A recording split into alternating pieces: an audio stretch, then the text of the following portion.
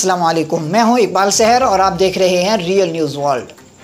बगलान के police headquarter पर तालिबान का बड़ा हमला, 8 टैंक 16 गाड़ियां तबाह, पुलिस सरबराह समेत 41 एहलकार हलाक। अफ़गानिस्तान के सूबा बगलान के मरकज़ी ज़िला बगलान के पुलिस हेडक्वार्टर पर तालिबान ने गुज़िश्ता शाम एक बड़ा हमला किया, जिसके नतीजे में हेडक्वार्टर मुकम्मल तौर पर तबाह हो गया, जबकि पुलिस सरबराह समेत 41 एहलकार हलाक जबकि मुतअद्दिद ज़ख्मी हो गए। तालिबान तर्जुमान ज़बीहुल्लाह मुजाहिद के मुताबिक इस हमले में 8 टैंक और 16 गाड़ियां भी तबाह हुई हैं। तालिबान तर्जुमान ज़बीहुल्लाह मुजाहिद का मज़ीद कहना था कि ये हमला दुश्मन के हालिया मज़ालिम की इंतकामी कार्रवाई के तौर पर किया गया। मज़ीद अपडेट के लिए हमारे साथ वाबस्ता रहें।